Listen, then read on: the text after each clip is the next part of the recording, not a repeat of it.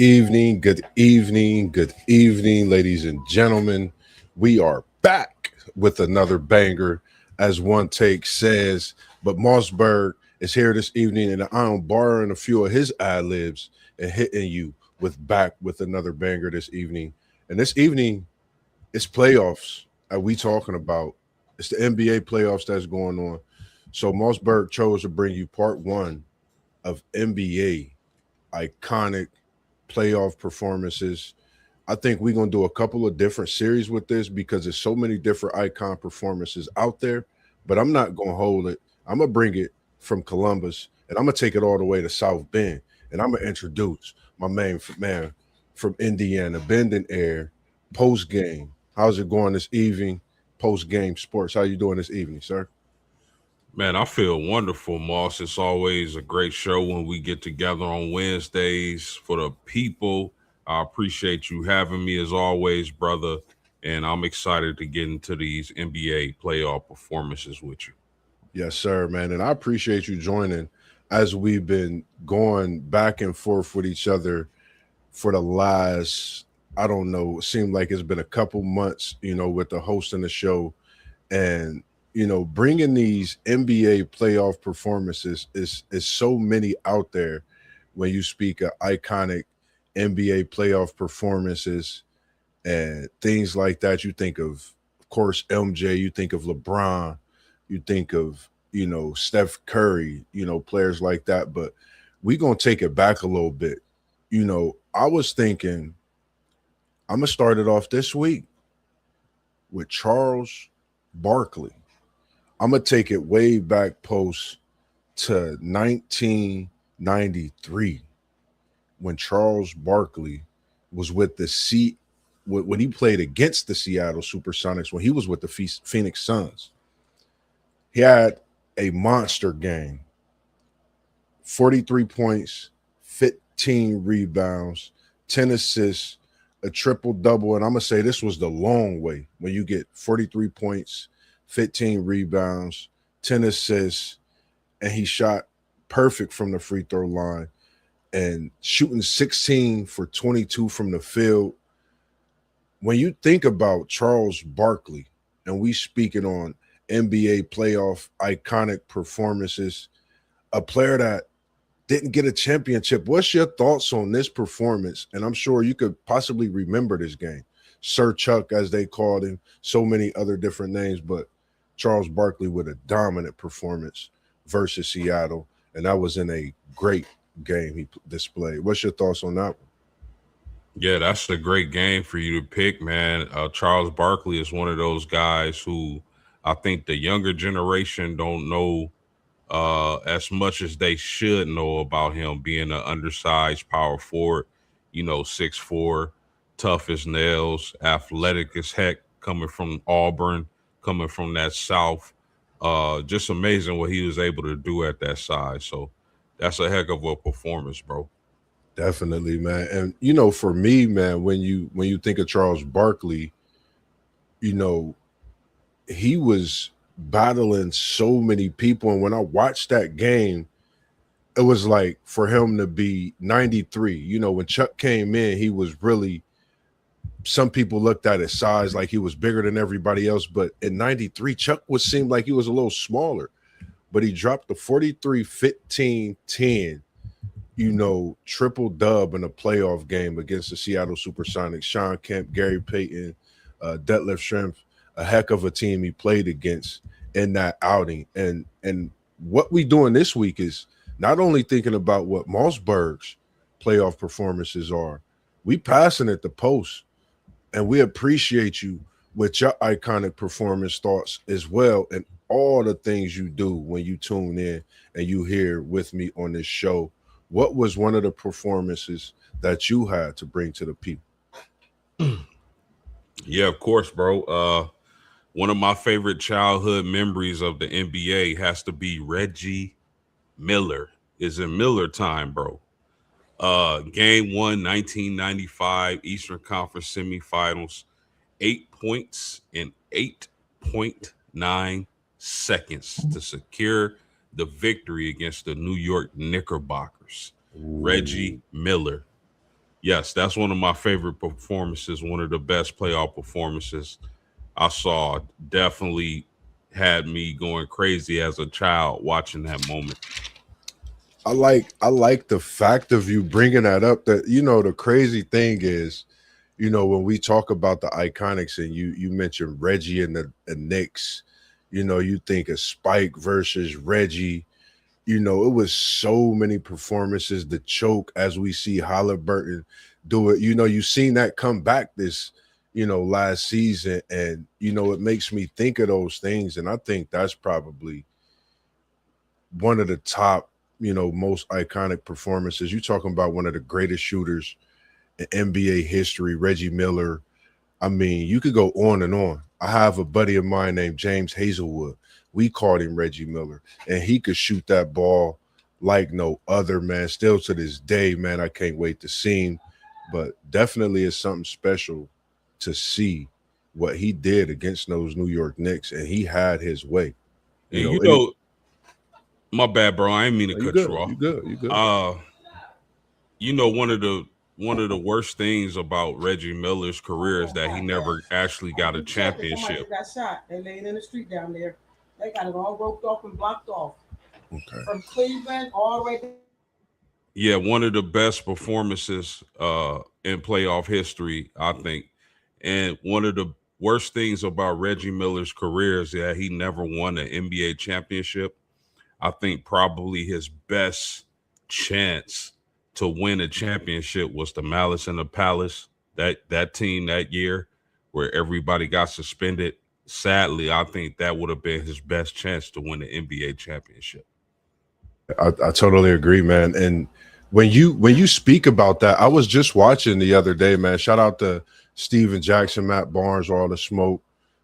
What they do with their podcast, and they give some in-depth talks, and they really apologize to Reggie Miller. They were in tears speaking about that because they felt that they owed so much to him, and felt that that was his opportunity, to bring that championship to him. And I agree with you, man. That was, man, you think of so many things when you think of Indiana. You think of the Malice in the Palace, like you said, not to mention that, and just greatness, and another player that was a legend himself. A lot of people put this man in a GOAT post. I'm starting to think that he's really a man that's deserving of GOAT status. And when you talk about legend, it's only one legend that you could really think about: Larry Legend. I really did a lot of research because I've been asking a lot of people about Larry Bird, where he, where's his status when it comes to this GOAT chapter, when it comes to the top five, top four, should it be stretched out a little longer? I went in and I looked at Larry Legend. He put on a performance post game back in 1984 NBA Finals. 34 points, 17 rebounds. I watched this game today twice. I watched highlights for at least 30 minutes. And when you speak on Larry Legend, you're speaking of a pure shooter, a great defender, which some mistake him for, very physical as well. And for me, seeing Larry Legend put up 34 against Magic Johnson, that Los Angeles Laker team, you think about Larry, you think about Magic, and you think about back when they played against each other in in college, and then to bring it to the pro level, and for Larry Legend to be able to drop a 34, 17 rebound game, to me, I think that was special. I think when you talk about iconic, it's a performance, it's a game that you could go watch over and over and learn so much from that game within itself. What's your thoughts on just Larry Legend within itself as well? Yeah, I mean, if he's not the greatest small forward, definitely top two or three. Uh, a lot of people got him number one. Some people got him two behind LeBron James. I'm cool with that. Either way it go. I like Larry, man. His clutch. That dude was clutch. He was fearless, man. And you talk about one of the greatest 3-point shooters of all time, a great rebounder in his own right, and a guy who was tough as nails. A guy along with Magic Johnson who helped save the NBA back in that time. So shout out to Larry Legend, bro. Yes, sir. Yes, sir. I agree. And we gonna pass the mic. We not rapping, but we cooking up, as MossBurgh say here on WTP Sports Dudes. And I'm gonna pass it on over to Post because I know he got something cooking up that he want to talk about on another iconic NBA playoff performance. Yeah, we can't talk about great NBA playoff performances without talking about the legend. Rest in peace, Kobe Bean Bryant. And I Yes, know a sir. lot of the younger people probably aren't familiar with this performance. But I'm going to take y'all back to May 13th, 2001. Kobe Bryant against the Sacramento Kings. 48 points, 16 rebounds, 9 offensive rebounds. Yes, sir. 9 offensive rebounds. This your two guard. To complete the sweep against the Kings with Shaq fouling out. That game, right? I remember watching that game as a younger, a preteen or teenager. Maybe I was 12 or 13 at the time, but that was one of the greatest single game performances I've seen from a player. Kobe Bryant back in 2001 dropping 48 and 16 boards with the Diesel falling out to complete the sweep against the Sacramento Kings. That's the year they only lost one game in the playoff run against the Philadelphia 76ers. That game, if somebody in the chat is unfamiliar with that game, you need to go check it out. I'm pretty sure it's on YouTube. Look, Yeah. that performance right there made me realize, like, yo, Kobe is that dude. Definitely. And when you speak of that performance, it's something because our mindset be in the same atmosphere because I have that same game wrote down. And when you talking about being rest in peace to the great, we look at him as one of those guys who Mount Rushmore, you got MJ, you got Bean, you got Brian. It's so many discussions out there. But when your name jumps on this list twice, when we talking iconic performances, that in itself says something. But to double back with that performance, 2002, he came right back in a Western Conference Finals post and dropped another 30. Wasn't 40 this time, but he gave them 30 with 10 rebounds, 7 assists, and 2 steals in a decisive game 7. And if they didn't realize in 01 what Kobe was coming with, he came back in 02. This was during that era where they was on that three-peat. Him and Shaq Fu. That was a name you heard at that time. So, for me, seeing what Kobe was doing, I think he began to elevate his game. 41 year, 30 the next year, but a collective as well as his teammates being more involved in that game and it being so much more. Game 7, decisive, you on the road. What more can you ask for in a young Kobe, Being rest in peace, man. I just, I got him you see that 24, man. That's Bean, man. That's just the legend he was and still is across the basketball world. So, that was mine.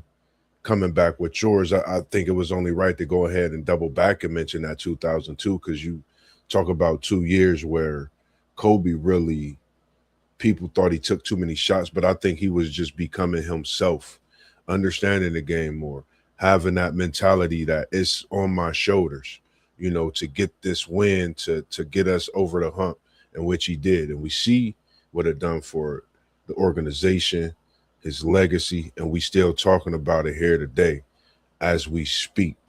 And I'm gonna come right back to you and I'm gonna bring it back to you as we talk. And any thoughts on, those performances as we, respect and being respectively that you could think about and what he brought during his playoff era, I would say. Yeah, I watched all those games live as a young a preteen or teenager, one of the two. I was a diehard, still is a diehard Lakers fan, but back then I could not miss a game. Excuse me, I could not miss a game back then. You talk about Shaq and Kobe, the two best players in the league at the time, in my opinion, Yeah. or as my uncle would say back then, Kobe Bryant was the best player in the league. Shaquille O'Neal was the most dominant player in the league. So when you put those two on the same team, it's not shocking that they got the results they got. And watching Kobe evolve and grow, and it's funny when people used to say back then, "Oh, he shoot too much." I was like, my goodness, he a shooting guard. Yeah. That's what he's supposed to do. That's what he's supposed to do. Put up those shots, Post. I agree. Definitely. But yeah, man, it was just a pleasure watching that team, man. That's when basketball was really basketball. Yes, sir. Yes, sir. Any other performance that you had that you want to talk about? I know we got quite a few. We just gonna go back and forth, converse a little bit, because I think we just getting started for the buildup of some of the performances that we got in the bag for the people. Yeah, I'm gonna take the folks back to 1987, and this is one of my favorite players of all time. Hakeem Olajuwon, 1987 Western Conference semifinals against the Seattle Supersonics. Check these numbers out, Moss. 49 points, 25 rebounds, and 6 blocks. See, they be talking about Jokic like so those numbers, some of those numbers not new to some of us, bro. Yeah. Hakeem Olajuwon was really him. And I wish I had a time machine or something to see him play in this era. Because I know he'd be putting up crazy stats, but to put up those, bro, 49 and 25, That's insane, bro. 6 blocks. Like Hakeem was that dude, bro. They don't know about Hakeem the Dream, man. That's insane. And when you speak of you said 42 points, 25 rebounds, and then you drop 7 blocks on there, folks. 49. 49, my And bad. 25 rebounds. That's crazy, because when you think about what we see today, this was with defense being played, in a time where you had Sampson in the game, you had Moses Malone in the game, you had Dr. J, who was playing the 5 position in the game, Kareem, you had so many greats, Daryl Dawkins playing in these times. And, to be able to do these type of things is something special. I think in today's game, Olajuwon might be a walking 40 to 50, bro. Like, and you talking about a player that elevated his game when the playoffs came. Somebody that just go out and you look at the scoreboard like you do with Tim Duncan. You got a double-double in the third quarter, and you still got a whole fourth quarter left. So it's definitely something special, to be able to speak on Olajuwon. And for those tuning in, if you haven't, done some research, or if you have, definitely go check this game out. Watch the full game. See what we talking about, what we ooh and ahhing about. Because if you put Hakeem Olajuwon at this time, not even in his prime, in the NBA now, he would still get 40 points or 50 points on average. I just think he's really, and I know he's that good. I appreciate. You gotta think about it. He would have so much more room to operate. The game is so much more spread out than what it used to be back in the day. So, I mean, I couldn't imagine the type of points he would score. King could score. He could do it all, but he could really score. It was a different. Shoot. Oh my goodness, man. The dream. If people could have seen the dream. Post, I appreciate that one. I didn't actually even look into the performances he put on when they went on that three-peat of that year, when they did those things in that three-peat. I mean, when you speak of Olajuwon, you can't go but think about the three-peat of what they're doing. We appreciate you tuning in as well, Liam. Thanks for tuning in this evening. So, for me, just being graced to watch him in his prime, even in his time, and seeing the highlights when he played with Sampson at Houston, and then coming to NBA and play against so many great Sampson as well, special. And I'm gonna take it back even just a tad further. You said 89, right, Post? I'm gonna take it. I'm gonna go 9 years earlier. You remember the rivalry I was talking about? Indiana State, Michigan State. That man's name was Irvin Magic Johnson. He came on the scene as a rookie in the NBA Finals Game 6. Big man gone. What did he do? Played all 5 positions post game. This man played all 5 positions, 42 points, 15 rebounds, 7 assists, 3 steals. When you think about a closeout game in Philly, a 20-year-old for an iconic organization, and you go out and drop a iconic playoff performance, game 6 as a rookie, I don't know what more to ask for. We just mentioned Daryl Dawkins. He went baseline and got an and one. I thought the and one was iconic because he got it over Dr. J and went to the bucket on Daryl Dawkins for an and one. And an iconic performance, you can't ask for much more when it comes to a 20-year-old young human being out there trying to live the dream. And Magic, man, you graced this league with so much, man. We appreciate it, which brings us to talk about it today. What's your thoughts on this one, Post? Because I thought this was unbelievable. I watched this game as well, some highlights too to it. So I just thought it was special, man. Iconic, so many more words, man. Yeah, I mean, to ask that guy to play that position and in the biggest game, I mean, it just speaks to the type of player that Magic Johnson was, man. And it's iconic. And if you haven't seen that game, that series, I recommend you take a look. Definitely, man. I agree. And when you said, like you said, go take a look at that series, because that series was going Philly's way. And for Magic to be who he is, what we see today, the Hall of Famer that he left the league with, graced us, and still we able to talk about it. That shows then what he was able to do, and still how iconic that performance is and was, and is still etched in the Hall of Fame books and every book you think about when you mention the NBA playoffs. And, when you think about Magic as he spoke on a hook shot, I think, that hook shot, man, in Boston, I remember watching that game too. That was a special game. You was able to see players, you're a rookie performing like that in the NBA Finals Game 6, and then to go a few years later and you playing in the iconic Boston Garden. You going against Bird, McHale, Paris, Dennis Johnson, you name it, Hall of Famers all across the board. And, the game we watched today, boy, I tell you. But just saying, Magic is special. Any thoughts on Magic, Post, before I come to you?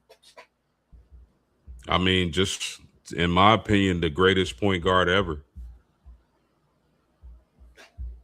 Man, I agree. And we're going to bring another one from post game because I don't know. We cooking in fish grease right now. Shout out to KT's Good Eats this weekend. We will be on the food truck. We will be cooking up. We got some of them famous chicken wings for you. We got some of that fish for you. We got them famous sides as well. And we will be at 3341 Winchester Pike. That's Winton Farms Market out there on the far east side of the city, Columbus, Ohio. Make sure all you foodies, you come out and you grab some great eats from Mr. Burr and his wife, man. It's been a great thing and a blessing. And I'm going to come to you, Post, as we was waiting for that great next iconic NBA performance splash from post game. Yeah, I'm going to take it back to 2006, MossBurgh. Ooh. Dirk Nowitzki. 50 points, 5 or 6 from the 3-point line. Mavericks take a 3-2 lead. Dirk was awesome, man. A lot of people say, I know I've seen a clip of Shaq saying he was really a small forward, but that dude was just about 7 foot.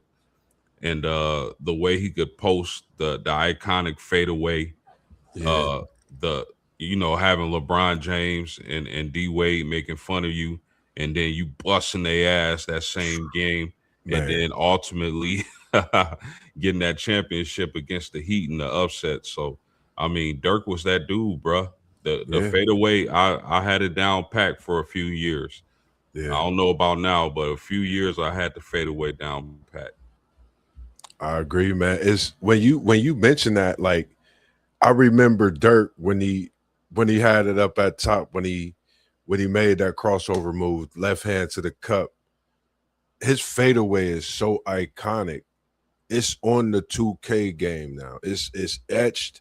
I've seen so many people use it. You talking about the big German as they talked about, and when you think of Dirk, for us it was like seeing a Larry Bird reinvigorated, but we was actually blessed to see Dirk Nowitzki.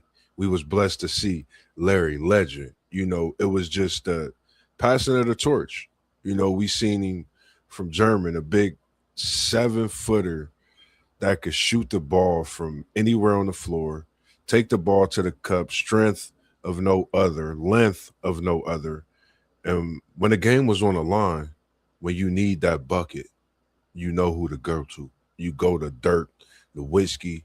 You know what he could bring you, and he definitely brought that Dallas franchise a championship, and that's something Mark Cuban really built a great team and a great organization while he was there, and it's just a great thing, and it's seeing what Dirk has done over his years in the NBA. He blessed us with greatness, and I think talking about this, it gives me the thought is Dirk. I think that was when we really noticed the world players. We had the USA, but I think Dirk, you had Steve Nash, of course. You had you could go across the board, Stojakovic, Vlade Divac. I mean, we had a slew of them, Sabonis. I mean, so many greats. Peja, I don't want to forget Dirk's somebody over there with Dirk that I ain't want to forget about. Berea, the little guy, a few others, but just seeing how they came to the NBA and changed it. Manu Ginobili, thank you, and I appreciate that, Liam. I think it was just special to see, as well as Tony Parker. You think about so many different names when you think of what the NBA has evolved to and what it's become, and some of these iconic performances coming from them. And it's That just, left. man, that lift strength. Man, it's good seeing you in here, Liam, with that basketball knowledge as well. And definitely you can reach out to us, WTPsports.com, for anyone that want to join the show. You could reach out. We could definitely have you on, have some talks for you on your teams respectively, and even join us in the chat on what we talking about and what we have going for the show as well. I think it's on me. I think you passed the mic to me without me even saying it, but just the way we going, man, I appreciate you this evening post, and it's been a pleasure having you as we continue to indulge in some of these NBA iconic playoff performances. Oh, always, bro. When you think about scoring points, it takes for somebody to do what to score that point, post. They got to give you that ball. So I brought a player in that, for me in my time of watching basketball, watching the game, I thought not only did he pass the ball great, but he kept a lot of great players from getting to that pinnacle in times of his career. And I'm talking about John Stockton. He passed the ball to the mailman many times, but this one time in the NBA Finals, Stockton went crazy. Game winner, sent Utah to the NBA Finals. And when you're talking about a city being brought to everything that the organization invested, not just invested in, but what they put into Karl Malone, John Stockton, they built so much of a team in Utah. John Stockton was so emotional after hitting that game winning shot. You're talking about a player that don't shoot the ball rarely, but when you see him shoot the ball, his wrist pops because he could do that.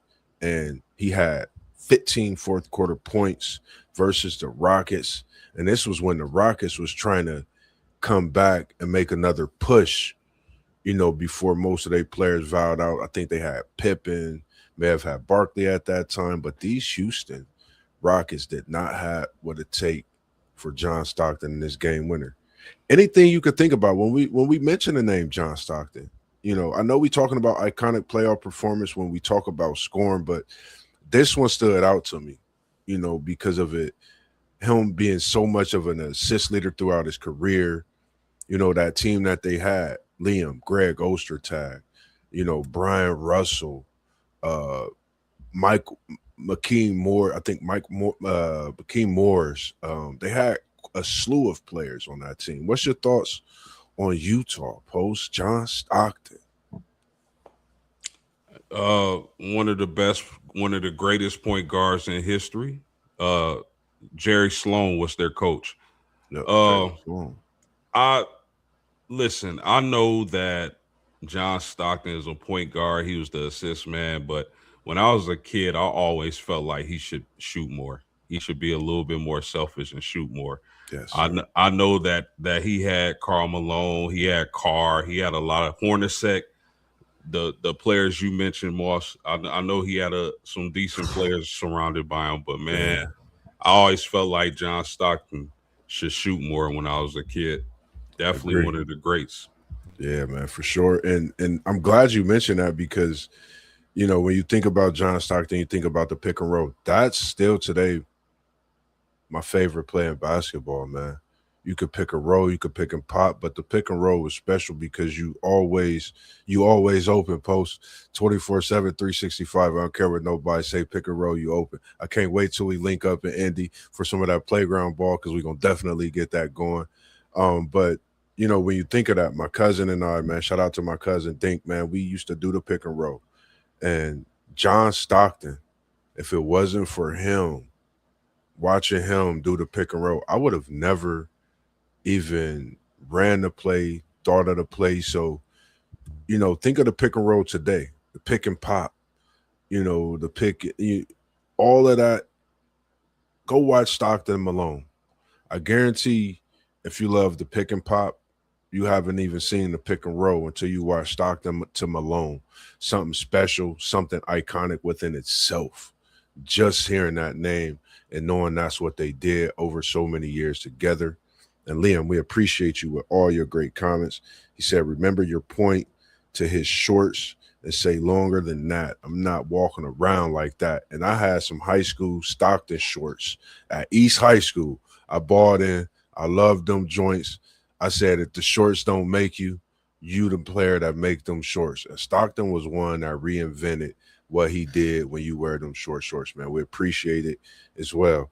And I'm going to come right back to you, Post. As we doing what we do, we passing the torch back and forth. So I'm going to come over from C-Bus. I know we on screen, but I'm going to touch the screen and go ahead and get the South Bend for you. What you talking about now on the iconic side?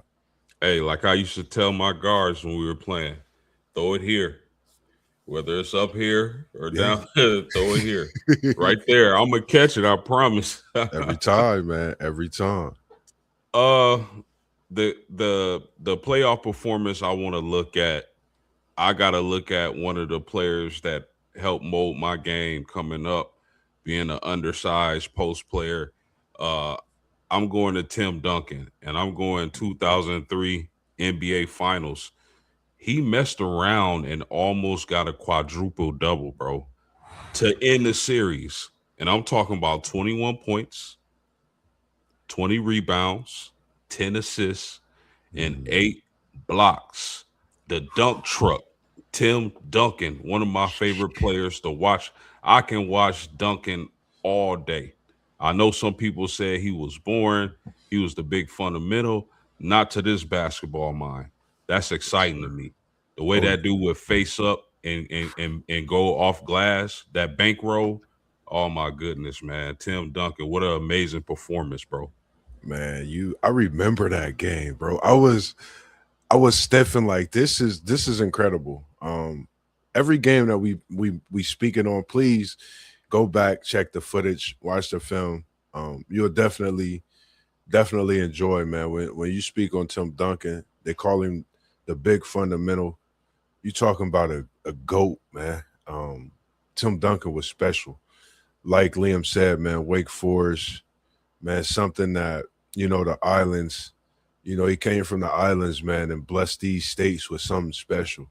You went down to Texas, gave them Twin Towers. You gave them, a big man in Texas.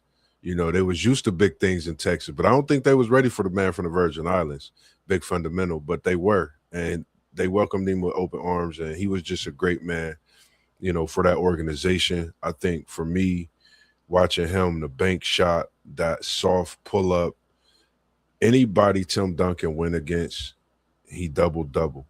You very seldomly seen Tim Duncan have a bad game.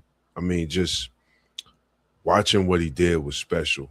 Said the West was a beast then too. Spurs, Mavs, Blazers, Kings, Lakers. Sheesh. Hey, Man, Liam, they too wet behind the ears to know about that, my man. the wild, wild West, Liam, as we would have thought it was. And Timmy held his own out there, man. And when you're a big man out west and you doing what Timmy did, that was special. And to almost get a quadruple double, closing out like Poe said, what else can we say? It's not much more, but just know Timmy deserve his flowers. We giving you your flowers here as we do to many players as we talk about them and speak on them throughout the year and have. Man, you just took me back. You got me ready to hoop with that one, Post. I'm not even gonna lie to you. So what I'm gonna come to, I think this is so up to date, and I think the reason I'm gonna come to this because I seen the comment early. They talked about him, and we gonna talk about him because he is king. We know how y'all feel about all the iconic games when it come to LeBron James. So for me, the one iconic game I'm gonna talk about, and it's more because of the reason I have it as an iconic game. Post, bear with me on this one. They in the process of sweeping the Houston Rockets. LeBron is playing without two superstars. One of them I see as a Hall of Famer right now in his career. One who could really be the MVP. I mean, so many things. And we talking about Luka. We talking about AR-15. In this case, LeBron James did his thing against the Houston Rockets. They were down 6 with 30 left, overtime, 29 points, 13 rebounds, 6 assists, 3 steals, and a block. Now, the reason it's so iconic, Post, this elevates King James, LeBron James, as they call him, 187th career playoff victory. Have anyone or would anyone have thought that he would have more playoff victories himself than a franchise?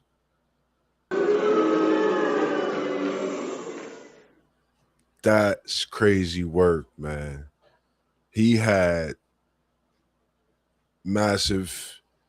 I mean, it's just for me. I just thought it was an iconic one for the feat of winning 187, having more career playoff wins than the Bulls' whole organization. That's crazy work. And I definitely have some of those other playoff performances of his in this chat as well. What's your thoughts when we talk about this and we got LeBron's playoff performances iconic? Yeah, I mean, I gotta give it up, man. I mean, it's impressive. I have, me, I have my personal beliefs about LeBron James. Yes, sir. When you play 2,000 years, you're gonna accumulate a lot of different stats. But I mean, I can't hate on him. Shout out to the King and what he's doing with the Lakers being shorthanded, even though they should have went on ahead and stopped playing with their food and swept the Houston Rockets. What he's doing is incredible. Uh, Without Luka, without Reeves, as you mentioned, Moss, Yeah. even though Houston doesn't have KD, Still a good coach, still a solid supporting cast. I didn't. If you would have told me they had been swept or gentlemen swept, I wouldn't Yeah, have believed you. So shout out to the king and what he's doing, bro. for sure, for sure. And I appreciate you with your comments as well, Liam. I had that at the top of my list. Definitely, definitely. I watched that game so many times. One time I took like a half hour because they didn't even have it available. You had to, I think, pay for that game one time, and that's that 2007 Eastern Conference 48 P's points is what I'm talking about against those Detroit Pistons. 25 straight, 605 in the fourth, and going. You just seen a LeBron James iconic show, which elevated him, into just doing something special and getting that title, getting that organization over the hump and things like that. And the throne in a Pistons team, and they had a dynasty going at that time. So, any thoughts when we talk about, just that performance, that game with the Detroit Pistons post? Yeah, that's the game that I thought you were going to bring up, but uh the other game is valid as well. But yeah, that was LeBron James, his coming out party. I do have to say I don't think Detroit was the same team they had been in the past few years. I think they were getting up there in age. I don't think Ben Wallace was the force that he used to be. I don't even was Ben Wallace even on that team? He Is was, didn't he leave the year before? I'm not sure, I want to say he but was on the team. He didn't play as much. he And like you wasn't. said, he was going out and hurt that year. Yeah, he wasn't the same Big Ben, and uh, LeBron at that point in his career, if you didn't have a rim protector, he gonna eat. Yep. So I mean, that was probably I would have to say outside of matchups with the Warriors, that was my favorite LeBron James performance ever. Yeah. And I wanted like, and it was just respecting the like. I don't like for me it'd be the 187 career victory. I had that's an iconic feat. It's tough to not, but that 2007 that was the one.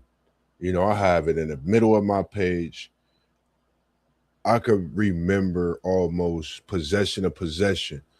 What he's going to do bucket for bucket when he went behind his back, getting a pull up on Chauncey for the three, going to the cup, throwing it down, Max Shields staring. I mean, just the fillet, as they call it. LeBron James just did that. That game itself was special. And I'm gonna bring it right back to you because you've been hitting me with some of these wonderful, great, iconic performances, and you talked about someone special. So I'm waiting for this one. It's on you, Post. Talk to the people.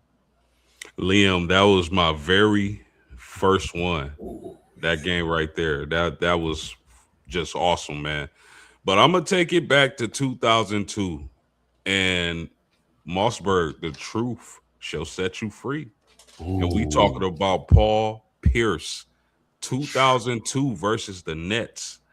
19 of his 28 points came in the fourth quarter to overcome a 21-point deficit.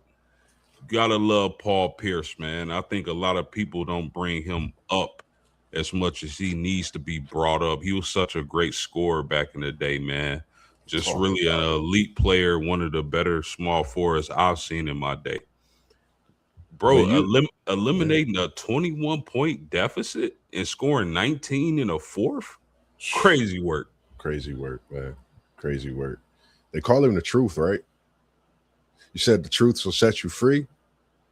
If you think about Paul Pierce, you know, he set a lot of people free. They met the truth. They got a dose of the truth. He set them free and let their wings be free. And they, did great things in their career. I just had to get that in there because when you mentioned Paul Pierce, you're talking about a Kansas product that was special. When he came to the NBA, we knew what he could do.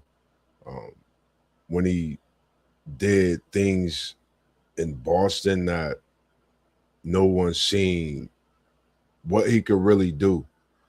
but he have one of the, I think still today, one of the toughest pull-ups, one of the coldest nicknames in NBA history. His name is iconic, the truth. So when you talk about Paul Pierce, when you say the truth, they like, you went against the truth. They're like, what? You really, it goes in your back. Your hairs twitch, because you're trying to figure out who this is. But it's Paul Pierce, man. Special.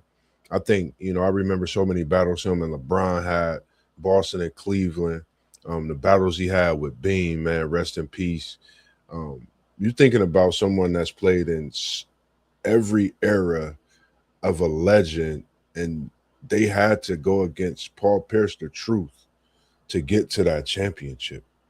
Think about it. So, that's just something to think about, and what he brought to the game, I think, is something that will be forever etched in the NBA. When you think about iconic performances of someone putting the ball in the rim, you got to think about Paul Pierce and that score the way he did. He scored in bunches, as we seen. And as you said, those straight points, just a lot of buckets. And he does that. And I think, when we speak about iconic performances, Post, it's a name we ain't spoke about. We hear 46 minutes and counting into this NBA playoff iconic performance. So it's only right when we got One Take Zay in the building, and he's back for another banger, as he say. And he said, bro, was really the truth for real. But all I could think about when people bring his name up is the fan throwing his headband back.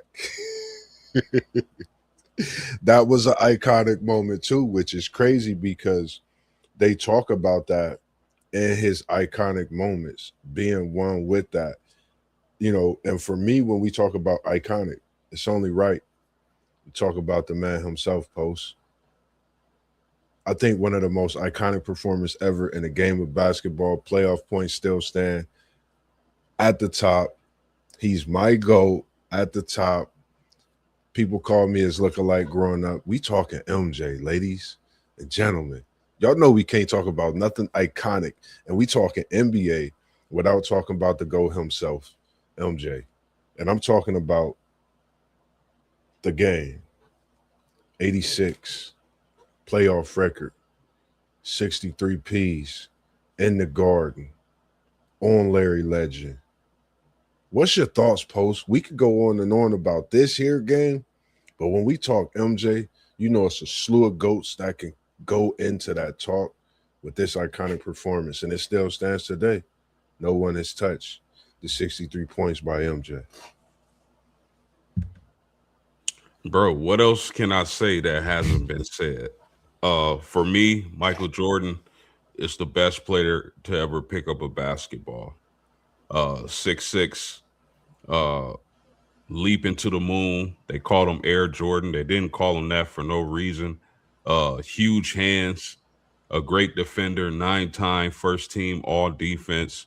Can mix you up, take you down low, mid range. You know how I like to say it: low post, mid post, high post. Mike did it all. He can dunk on you. He was dunking on 7-footers back then. Yeah. You know what I mean? He was dunking on 7-footers. My favorite play was when he was on the baseline. I think Starks was guarding him. And then he drove. Ewan came to help, and he went back around. Then he spent back and dunked on Ewan. That was tough right there. Double nickel. But yeah, bro, there's nothing else to say. I think people are crazy when they say, and in respect to Brian, but I think people are crazy when they say he's better than Jordan. Anytime I hear somebody say that, I say, you must not know nothing about basketball. That's just me. I think MJ is the GOAT, the black cat, Air Jordan. That dude was 6'6", running a 4.3. And they wonder why he like Ferraris. He giving you Ferrari speed while he's out on the court doing his deeds. I think, for me, when you think of iconic performances, playoffs, you spoke on the double nickel in the Garden. I mean, it's playoff performance after playoff performance, when you talk about Mike, it's one after another. I even have that shot. You think about the shot as they call it. And that's another series where he just dominated and did things, had fans going home, tears drowning from their faces. I mean, it's like you said, Post, what can we say that no one hasn't said when it comes to the GOAT, MJ? And I'm gonna stop what I'm saying and I'm gonna pass the mic to you because I know you got another great one and we could tap into that as we continue to what we do best this evening. Yeah. So the guy I'm gonna bring up for all-time great playoff performances is a guy. A lot of people argue that when you talk about LeBron James and this being his era recently, some people think it was actually Steph Curry's era. But I Sir. want to pull up. I want to pull up one performance, bro, and that was 2023. Yes, sir, Zay. 2023 against the Kings in the first round, Game 7, 50 burger, which I believe is still a record for a Game 7. 50 burger to clinch the series in a Game 7. All time great playoff performance, bro.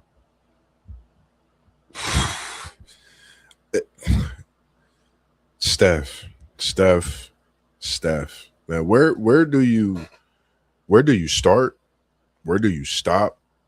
You're talking about not only he's changed the game, but like you said, he's calling, a lot of people's thoughts and bringing him into this GOAT talk, and he's there to stay.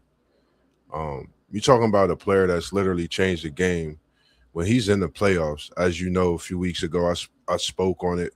I would love to see him make a run. I think we still going to see a run from Curry in the playoffs before his time is up. And for him to drop this 50 burger, as you called it, I think it was special because a lot of people always think Steph Curry is going to shoot the three ball. In this game, he was getting to the bucket. He was getting to the free throw line, but when he hit his threes, most of them was mic'd up nets, as we call them, nothing but the bottom.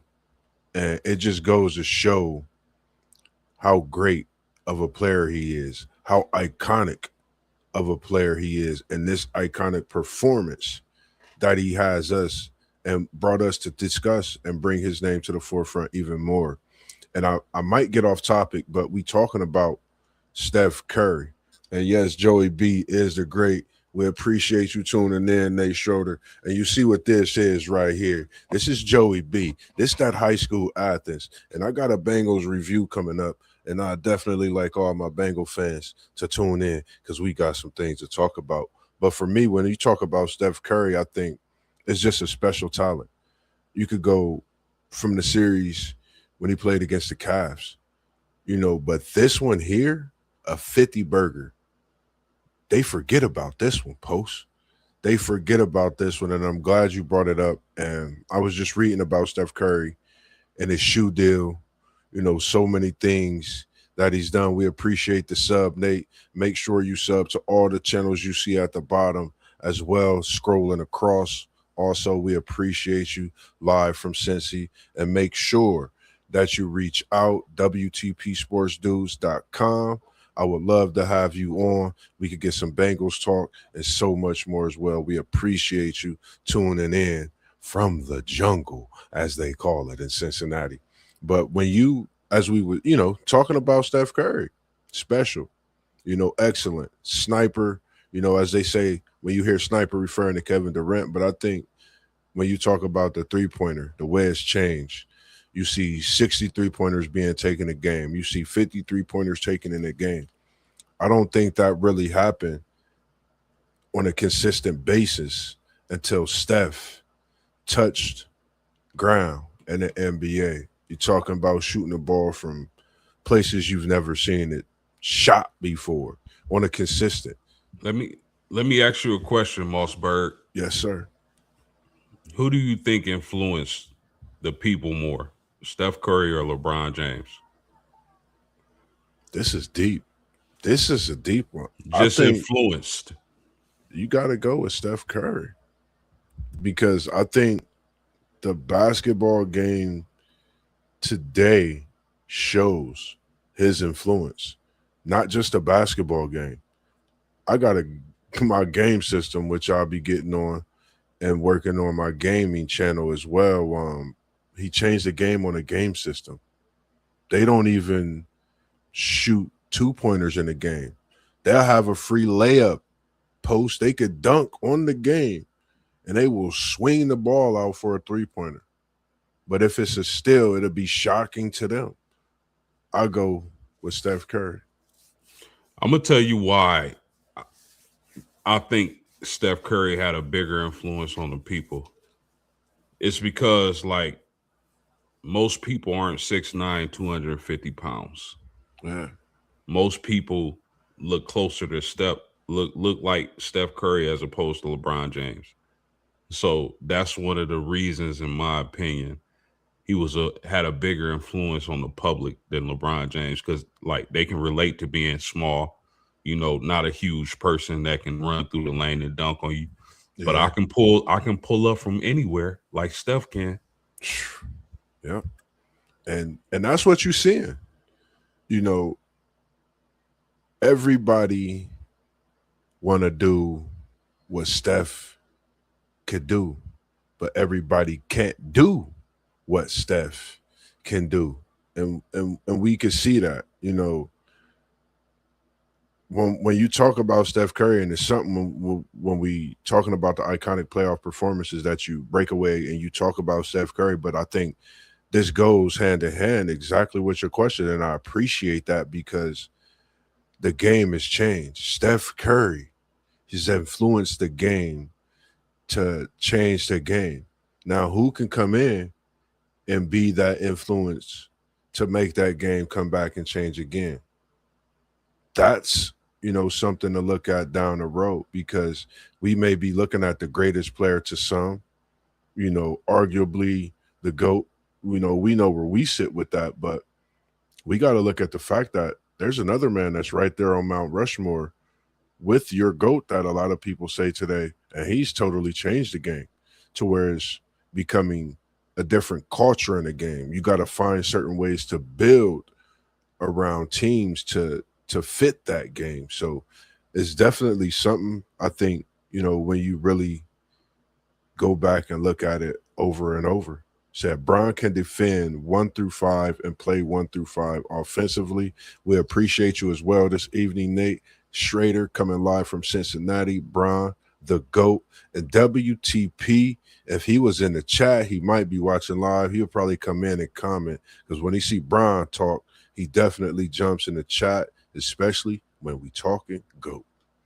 Appreciate you tuning in as well. One Take Zay this evening said they better not let Curry get another chip. Totally agree. What's your thoughts on that post game?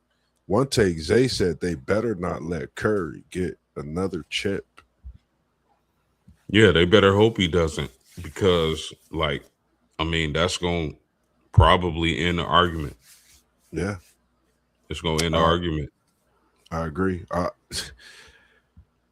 That's crazy. But at this point, bro, they talking about Steph Curry or Steve Kerr moving on. What kind of team can you put around Steph Curry at this age of his career that can compete for a title? Yeah. So many guys are getting injured, man. So I would like to see it. I would like to see Steph Curry. I think it's good for basketball if he's able to go on another run like he did earlier in his career. So we'll see what happens. I agree. Totally agree. And we appreciate everyone tuning in this evening, man, with the first part 1 series and iconic NBA performance. We appreciate you, Brother Blondie. Jimmy Jam in the building with us. Our encyclopedia, almanac, our treasure book for all the great stories of things that we may not have came across, but when I say encyclopedia, more knowledge than a book itself. He said if Jimmy can come back healthy, him, Porzingis, and Curry can get it done. I agree. I think that's something special. I The, just want to make sure. Go ahead, Post. yeah, potentially.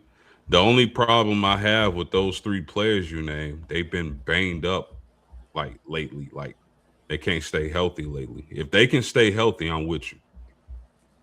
Totally agree. That was my whole thing on it too. As long as they can stay healthy, because I think Jimmy was, he's playing pretty good before the injury, and that was my thoughts. During that time of them being good, would he stay healthy?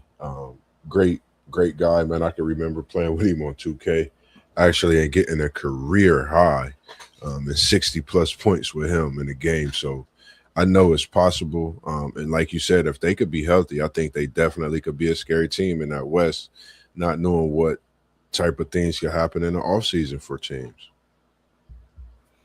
I mean, it's assuming they put some more pieces around those three players. I mean, of course.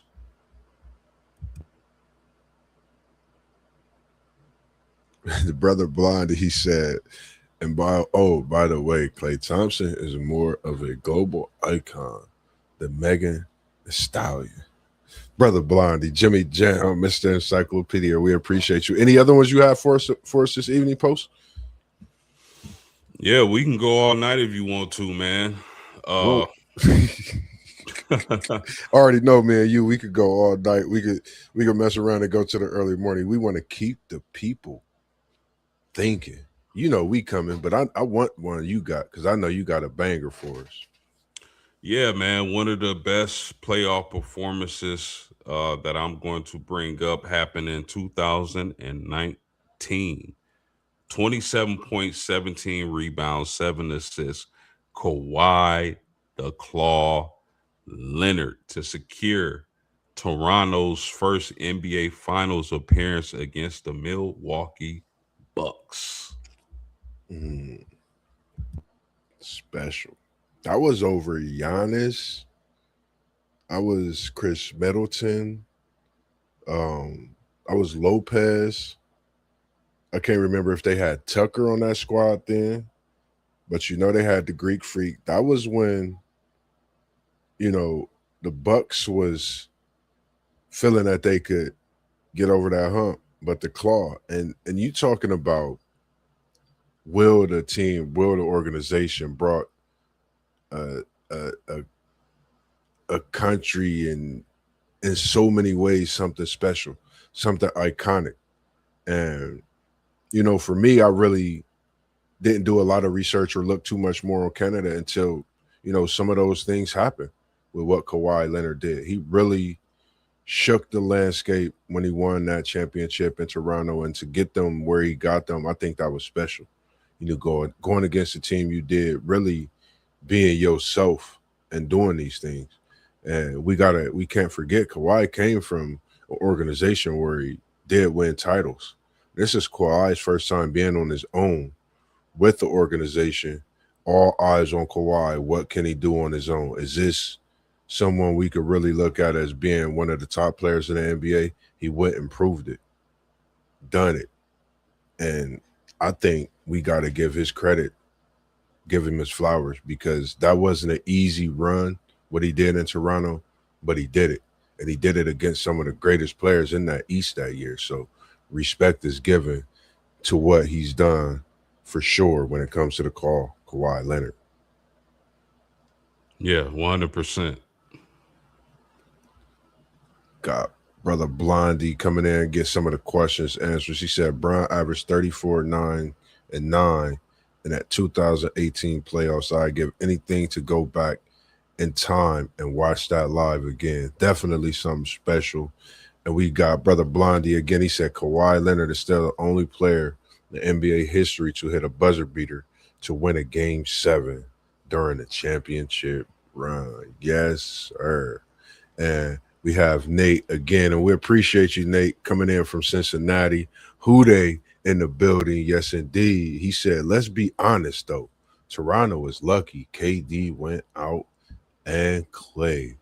Man, special because man, I think that's the series to where, for me, I would have loved to see Kevin Durant healthy because when they matched up against each other, it was like you was really seeing him and Kawhi really, go at it against each other in that series, before that did happen. But man, that could be left for a what if. You should go back, check out our What If Wednesday segment that I had started towards the end of March. Mr. Nate started a What If Wednesday and finished up with part 5. We're going to definitely come back to that, and I'm definitely going to keep you in mind when we speak on that as well.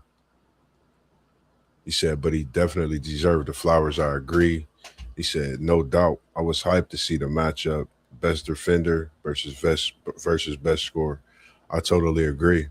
For me, Post, I kind of didn't want to get at people too many iconic performances, but I think we did a great job leaving them with so many to think about that we got left. I mean, it's so many different iconic performances we still got to talk about when it comes to MJ, when it comes to LeBron, when it comes to Magic, when it comes to Larry Legend. It's so many people we didn't even talk about. We got Bubble Talk.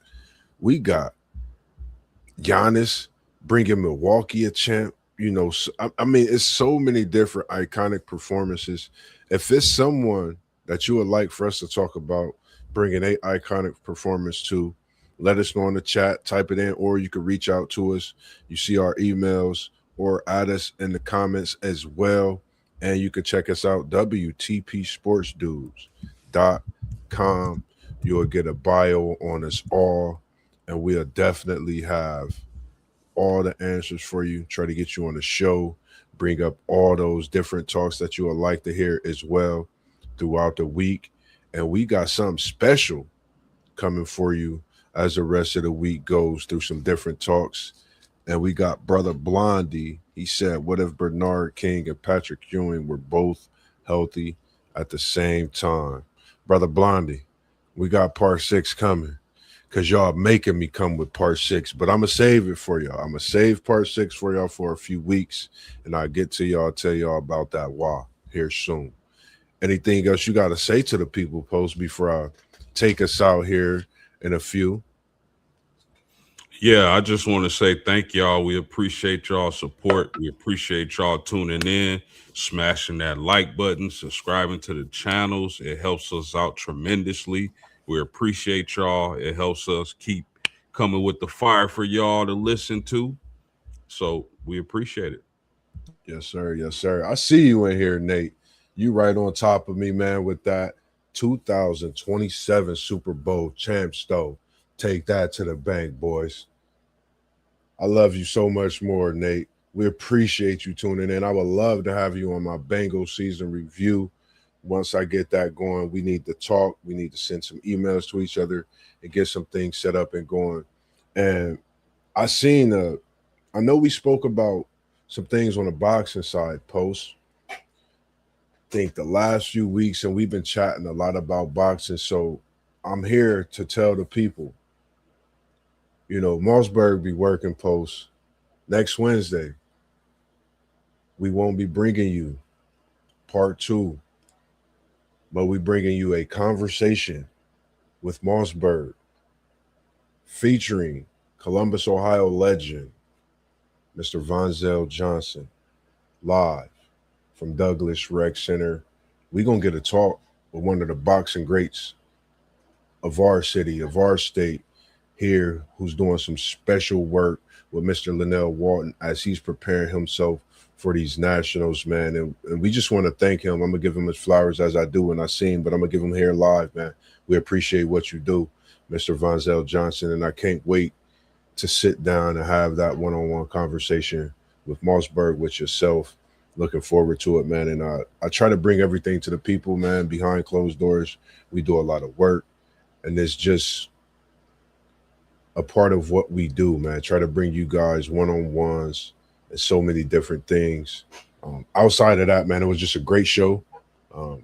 Great having you on this evening, Post, man. And when I say I appreciate you always tuning in for my Wednesday shows, being here, Without you, I don't think I could get this done as easy as it is, man.